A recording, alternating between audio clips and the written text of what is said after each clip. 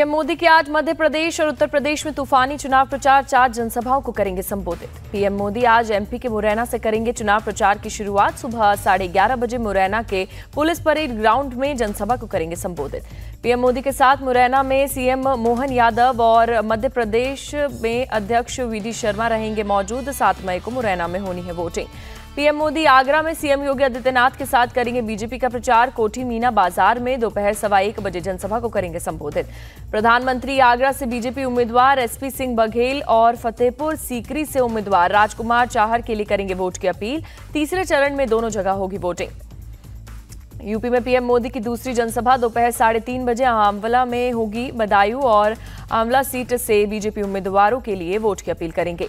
PM Modi आंवला के बाद शाहजहांपुरा में करेंगे रैली। शाम 5:15 बजे करेंगे जनसभा को संबोधित। पीएम मोदी ने बुधवार की शाम भोपाल में किया रोड शो। बीजेपी उम्मीदवार आलोक शर्मा के लिए की वोट की अपील। पीएम मोदी ने कुशाभाऊ ठाकरे कन्वेंशन सेंटर से करीब 1 किलोमीटर लंबा रोड शो किया। भारी तादाद में लोगों की भीड़ उमड़ी। एमपी के सागर में पीएम मोदी का कांग्रेस पर अटैक। कहा, कांग्रेस की सरकार आई तो टैक्स के नाम पर आधी से ज्यादा संपत्ति हथिया लेगी। पीएम मोदी ने बिना नाम लिए सैम पित्रोदा के बयान का जिक्र किया। कहा, कांग्रेस के युवराज के सलाहकार ने कहा है कि भारत में अमेरिका की तरह विरासत टैक्स लगाना चाहिए। पीएम मोदी ने विरासत टैक्स का मतलब भी बताया। कहा, माता पिता ने बच्चों के लिए जो संपत्ति जमा कर रखी है उसका आधे से अधिक सरकार छीन लेगी और अपने खास वोट बैंक में बांट देगी। पीएम मोदी ने सरगुजा में भी सैम पित्रोदा के बयान पर साधा निशाना। कहा, इनका जिंदगी के साथ भी जिंदगी के बाद भी का लूट का प्लान। पीएम मोदी ने कांग्रेस को बताया ओबीसी वर्ग का सबसे बड़ा दुश्मन। कहा, कांग्रेस धर्म के नाम पर आरक्षण देना चाहती है। पीएम मोदी ने बैतूल में किया इंडी गठबंधन पर हमला। कहा, चर्चा है कि इंडी अलायंस वाले 1 ईयर 1 पीएम फॉर्मूला बना रहे हैं। पीएम मोदी का इंडी गठबंधन पर तंज। कहा, ये पीएम की कुर्सी का भी ऑक्शन करने में लगे हैं।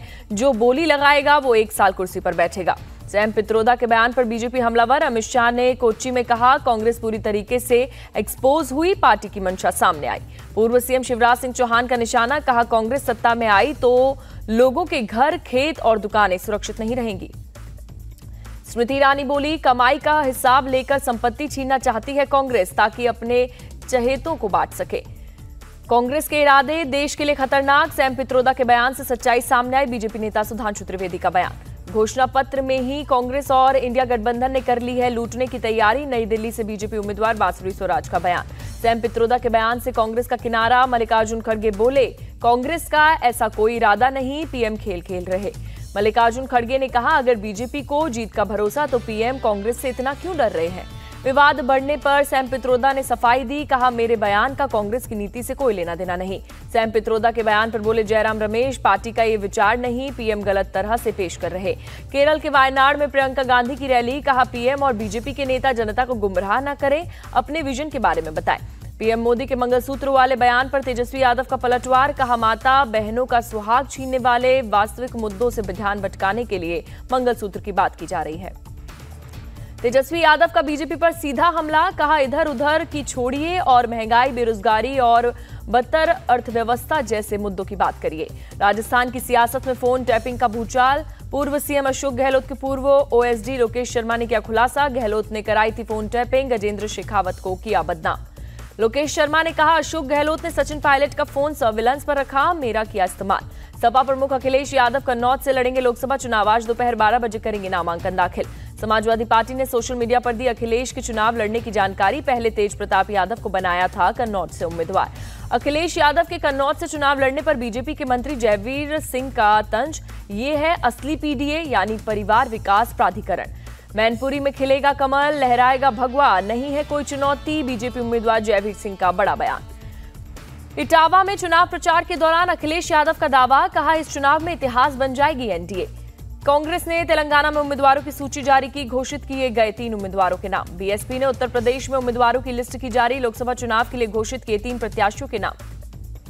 पीएम मोदी ने एमपी के पूर्व सीएम शिवराज सिंह चौहान को बताया पुराना साथी। कहा, यदि चुनाव जीते तो मंत्रिमंडल में होंगे शामिल। मोदी जी के नेतृत्व में हुआ अयोध्या में राम मंदिर का निर्माण। वाराणसी में बोले गृह मंत्री अमित शाह। शाह ने कहा, धारा 370 हटाने का काम भी मोदी जी ने किया। 25 करोड़ लोगों को गरीबी रेखा से बाहर निकाला। 10 सालों में कड़े फैसले लेकर हुआ देश का विकास, 10 साल का कालखंड स्वर्ण अक्षरों में लिखा जाएगा, अमित शाह का बयान। महाराष्ट्र के अमरावती में अमित शाह ने उद्धव ठाकरे को बताया नकली शिव सैनिक, कहा डर से रामलला की प्राण प्रतिष्ठा में शामिल नहीं हुए। चुनावों को लेकर फुल एक्शन में बीजेपी अध्यक्ष जेपी नड्डा, पटना में पार्टी नेताओं के साथ की बैठक। इंडिया अलायंस पर बरसे जेपी नड्डा, कहा यह भ्रष्ट और परिवारवादी पार्टियों का जमावड़ा, सबके सब बेल पर है। जेपी नड्डा पर मीसा भारती का पलटवार, बोली मुद्दों पर बात करने की बजाय ध्यान भटकाने की कोशिश करती है बीजेपी। राहुल गांधी ने कांग्रेस के मैनिफेस्टो को बताया क्रांतिकारी, कहा पीएम घबरा गए क्योंकि हम पिछड़ों, दलितों और आदिवासियों के हक की बात कर रहे। राहुल गांधी ने कहा चुनाव में पहली बार ऐसी पार्टी जो संविधान खत्म करना चाहती है, पर हम ऐसा नहीं होने देंगे। अमरावती रैली में राहुल गांधी का निशाना, कहा पीएम मोदी ने युवाओं को परेशानी में डाला, 45 सालों में बेरोजगारी सबसे ज्यादा है। इंडिया अलायंस दुनिया की पहली सरकार होगी जो युवाओं की राइट टू अप्रेंटिसशिप देगी, राहुल गांधी का बयान। कांग्रेस के घोषणा पत्र को महबूबा मुफ्ती ने बताया जनहितैषी, कहा एनडीए घबराई हुई है इसलिए हिंदू मुस्लिम कर रहे हैं। मैनिफेस्टो को लेकर राजनाथ सिंह ने कांग्रेस को घेरा, कहा सेना में भी धार्मिक आधार पर आरक्षण दे सकती है कांग्रेस। आंध्र प्रदेश सरकार पर रक्षा मंत्री राजनाथ सिंह ने साधा निशाना, कहा वाईएसआरसीपी सरकार ने जनता को दिया धोखा। वाईएसआरसीपी के शासन में बढ़े लैंड माइनिंग और लिकर माफिया, आम जनता हुई कमजोर, अनकापल्ली के बोले राजनाथ सिंह। केंद्रीय मंत्री अनुराग ठाकुर ने हैदराबाद में किया रोड शो, कहा ओवैसी है लापता जब से आई माधवीलता। मोदी सरकार बनने पर ही विश्वगुरु और तीसरी आर्थिक महाशक्ति बनने का सपना पूरा होगा, बुल्ढाना में नितिन गडकरी का बयान। केंद्रीय मंत्री नितिन गडकरी ने ट्वीट करके दी जानकारी, मैं बिल्कुल ठीक हूं, पुसद की रैली में गर्मी की वजह से तबीयत बिगड़ गई थी। पीएम मोदी का 400 पार का सपना नहीं होगा सफल, चुनाव जीतने के बाद फिर खोलेंगे 700 मदरसे, एआईयूडीएफ प्रमुख बदरुद्दीन अजमल ने किया दावा। ममता बनर्जी की बंगाल की जनता से अपील, कहा अगर बीजेपी को वोट दिया तो देश में सब बिक जाएगा। सीएम ममता ने किया रक्षा मंत्री राजनाथ सिंह पर हमला, कहा राजनाथ सिंह ने पूछा था कौन माई का लाल सीएए को रोकेगा, मैं कहती हूं मैं रोकूंगी। बीजेपी को खुश करने के लिए 7 चरण में चुनाव करवा रहा है चुनाव आयोग, सीएम ममता बनर्जी का निशाना। मुर्शिदाबाद में टीएमसी नेता अभिषेक बनर्जी का बड़ा दावा, बीजेपी के 10 बड़े नेता टीएमसी में शामिल होने के लिए कतार में हैं, सही वक्त पर खोलेंगे दरवाजा। बंगाल के बहरामपुर से कांग्रेस कैंडिडेट अधीर रंजन चौधरी ने किया नॉमिनेशन, लेफ्ट के कार्यकर्ता भी हुए शामिल। अधीर रंजन बीजेपी का मुखौटा है, टीएमसी को रोकने के लिए कांग्रेस और सीपीएम मिलकर काम कर रही है, कुणाल घोष का बयान। जनता करेगी तय कौन जीतेगा कौन नहीं, लोकसभा चुनाव पर बोले पूर्णिया से निर्दलीय उम्मीदवार पप्पू यादव। आम आदमी पार्टी सांसद संजय सिंह का दावा, जेल का जवाब वोट से देने जा रहे हैं दिल्ली के लोग। केजरीवाल की गिरफ्तारी के खिलाफ लोगों के मन में गुस्सा, केजरीवाल को जेल में डालकर पीएम मोदी ने गलत किया, संजय सिंह बोले पूरी दिल्ली इंडी गठबंधन को देने जा रही है 7 सीटें।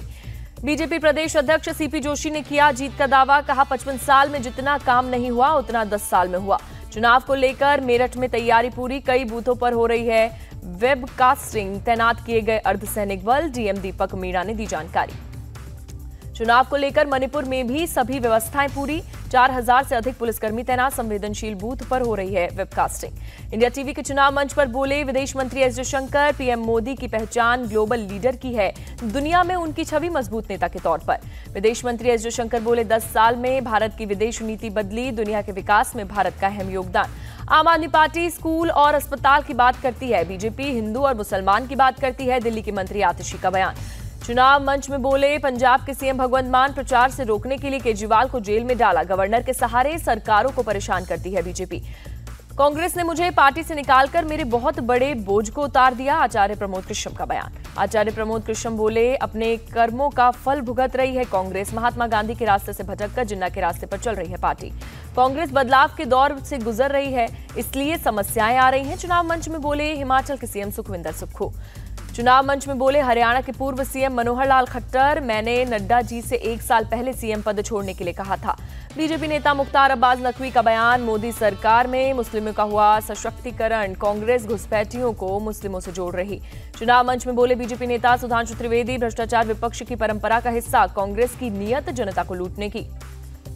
बीजेपी प्रवक्ता गौरव भाटिया ने राहुल गांधी पर साधा निशाना, कहा विरासत में गद्दी मिल सकती है, बुद्धि नहीं, कांग्रेस की राजनीति हिंदुओं के खिलाफ।